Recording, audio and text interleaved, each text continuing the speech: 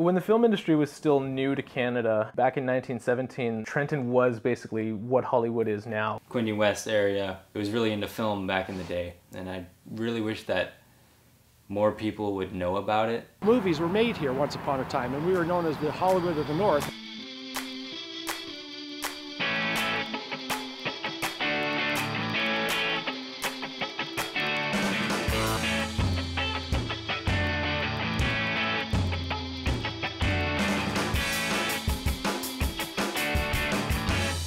I am passionate about filmmaking because when you share stories, that's probably the most powerful thing in the world. Storytelling is very universal in the sense that, everybody has a story. My favorite part about filmmaking is just that it's fun. You're just around people who are interested in the same stuff as me. The more I do it, the more knowledge I get.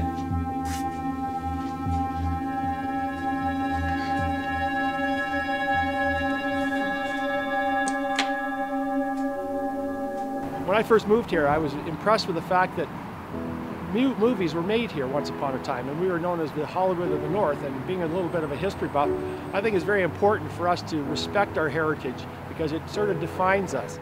A film studio was established here in Trenton, and there were lots of different production companies that started up. There were several movies that were made here in Trenton, which is really interesting, including one of the largest budget films at the time. Carry On Sergeant had a budget of, I think, $500,000 or so in 1928.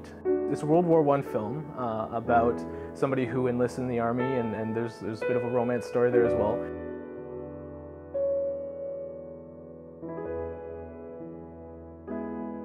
There was actually a studio on what's now known as Film Street as well, and there's a memorial cairn in front of it, but there was a studio there at one time where they shot a lot of movies. If the film industry hadn't crashed back in the 1930s, it would still be here today, alive and vibrant. We should actually try and bring it back more. Try and persuade people to maybe want to make movies or videos.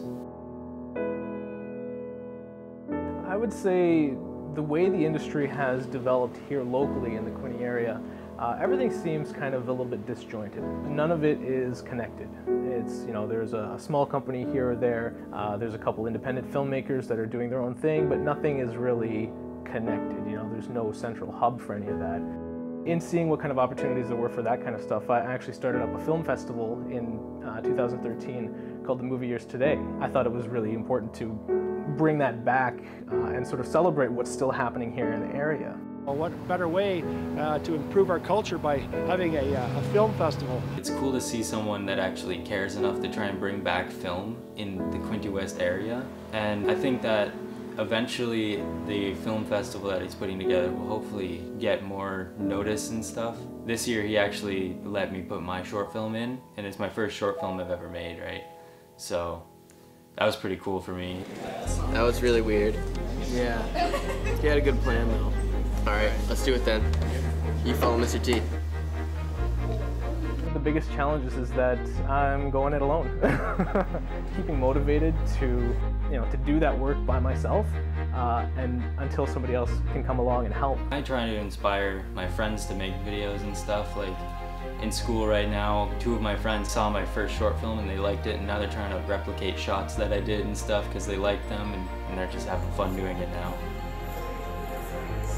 It always comes back to that. What is really important, what really connects with an audience. And regardless of what type of camera, you can always connect to an audience. You're creating a world that that doesn't exist, right? You're creating a world that there's characters that just aren't real. You just made them up, and you just watch your own vision come to life, basically. I made it my own world. It was pretty cool. I think that people are starting to care about the future of film in Trenton. There's always been a need for entertainment, for movies, for films, for sharing stories like that. I don't really know what it's going to look like, but I think that the future's looking bright.